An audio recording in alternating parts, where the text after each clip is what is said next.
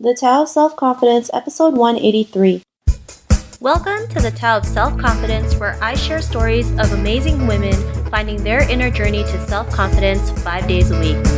Get your free audiobook by visiting thetaoofselfconfidence.com. Well, hello friend. Welcome to the Tao of Self-Confidence, where I share stories of amazing women who have discovered their inner journey to self-confidence.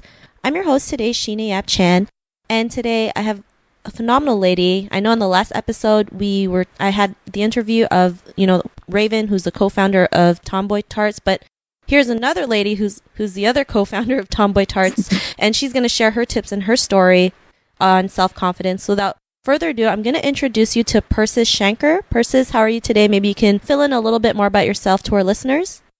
Yes, hi, Sheena. So happy to have me on the show. I'm really happy that, to discover your podcast. I really think that what you're doing for Asian women, kind of bringing an awareness to the cause is really something that's so empowering. And, I just love to see my fellow Asian sisters, just being part of that voice. I'm very, very honored to be here today. So a little bit about myself. My name is Persis. I'm actually a Malaysian, but I was educated in Singapore, and towards my college days, I actually spent about 8 years in the United States, specifically in the Midwest. So I am partly Malaysian, partly Singaporean, but my soul is American, so it's so weird. But I am South Asian by ethnicity. And, as I mentioned earlier on, I think I can give Mindy Kaling and Aziz Ansari a run for their money. And I actually started out as a producer in Singapore when I came back to this region from the US in 2002. And I spent like 15 years being a producer. And then I realized I wanted to do something else that reflected my personality.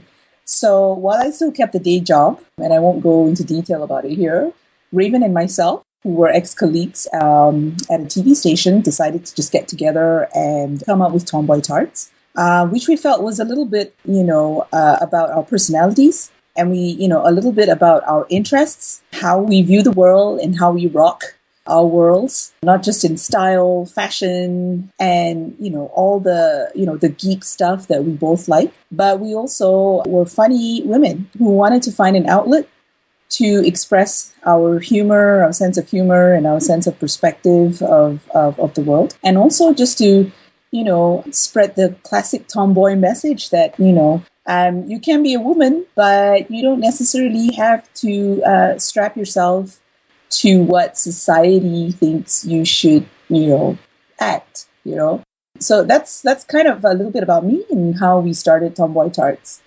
Awesome. Well, thanks for sharing that. And Raven, what would be your favorite self-confidence quote?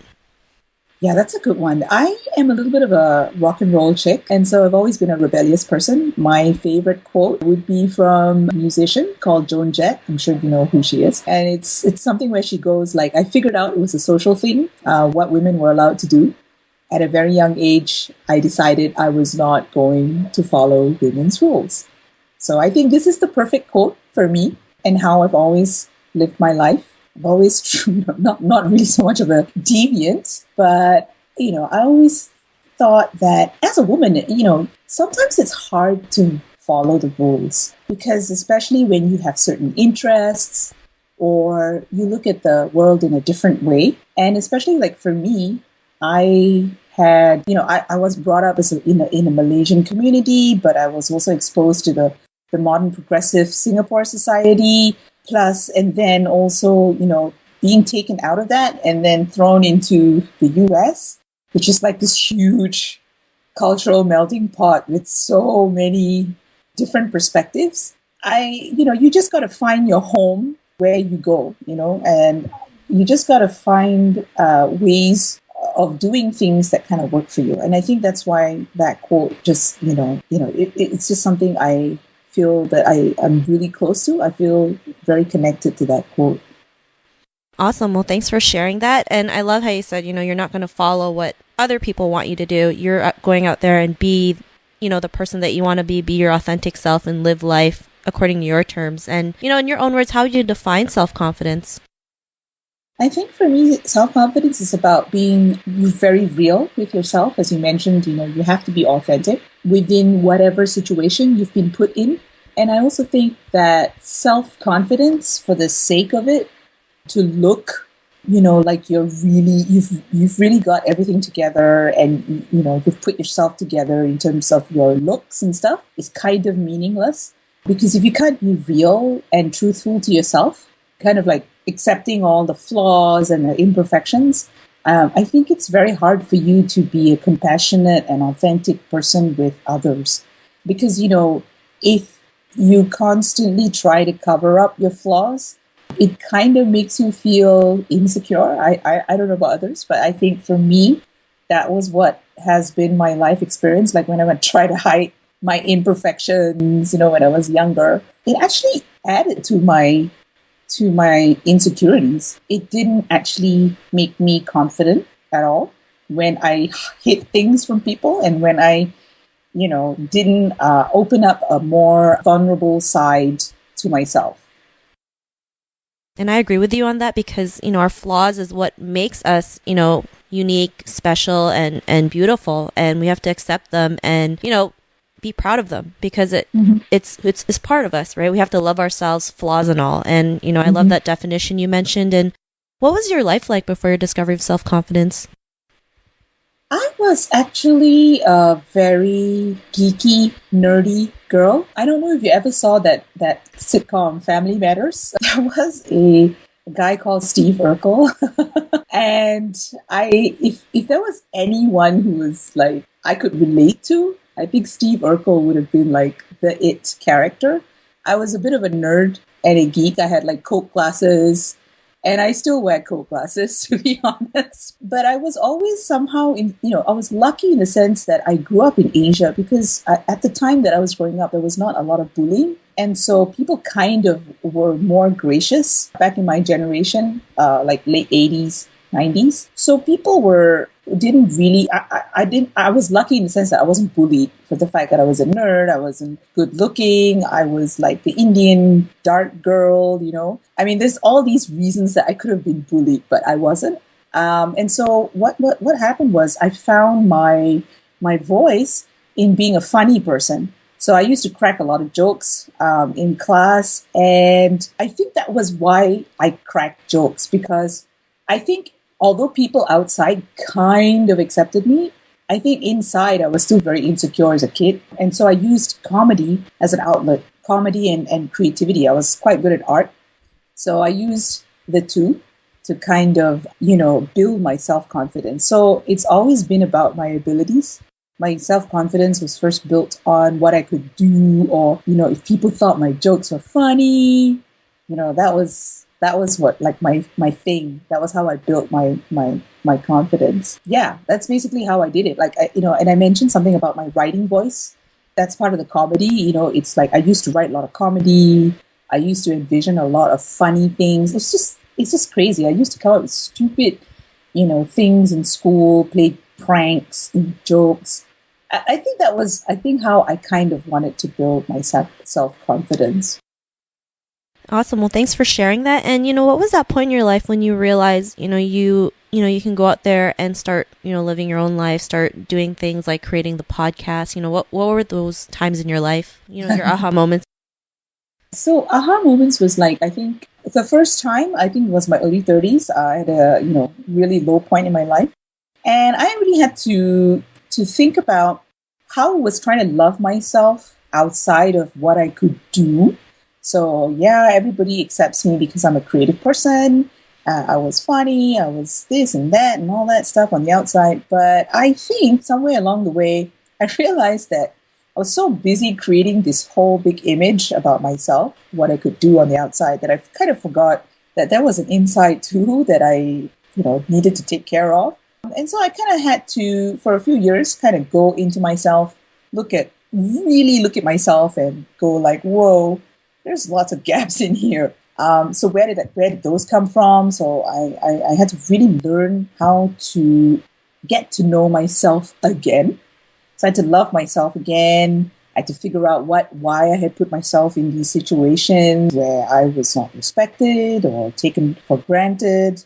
and I had to put my emotional needs first and gain kind of like a new perspective on life. And I actually journaled a lot during that time. So yeah, that was the first one. The second aha moment was, of course, when my grand passed away a few years back, and I realized like how short life was, and I began to realize that it's YOLO, and you have to make each day count. So that kind of like put me on the fast track to create Tomboy Tarts, put me on the fast track to really go out there and really take a bite out of life's apple. I hadn't done that before. I used to be a bit of a procrastinator, used to be a bit of a lazy little, indulgent little creative person that I was. But I think kind of, I know it sounds morbid, but actually death does teach you a really big lesson. It really teaches you to, do what you can within this short space of time. And that's why you see Tomboy Tarts, this huge entity now, And I think that's, for me personally, what, got me here, got me to this point. Awesome. Well, thanks for sharing that. And, it's true. Sometimes, a death from someone close to you can really change your perspective on life and realize life is too short. Go out there and live your life and, don't worry about what other people think. And, Yes. because of these aha moments, what's your life been like now? I would say it's been amazing. I think, seeing that probably my grand is somewhere up there watching me now. But I think it's just been amazing. I've done so many things that I never really, I just didn't think that I put it in the back burner. I was a bit of a procrastinator. So I just decided that, I'm going to do this. I'm going to travel to different places. I'm going to push my boundaries physically, emotionally, and mentally. I also, I did my first glacier climb in Iceland. I would never have thought about doing that before. But then, I put myself out there.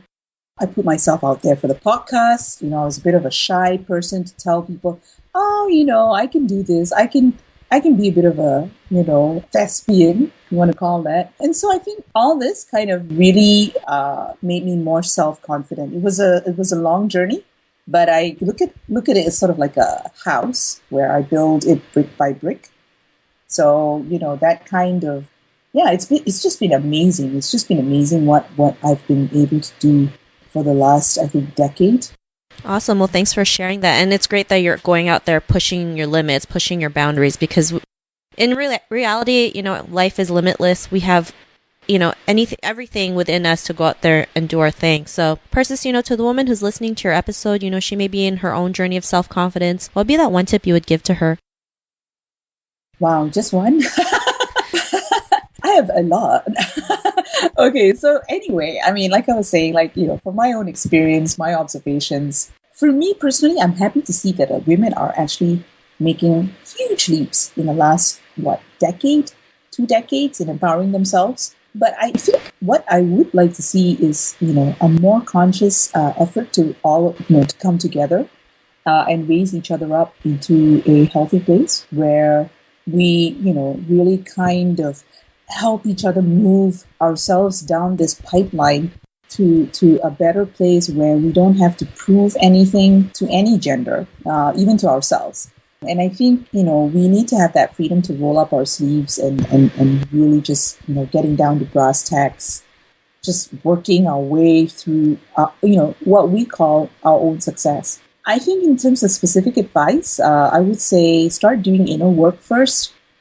Explore your strengths, explore your weaknesses. You can do it through, for me, it was through journaling. For others, it could be through sports or something that they're good at doing.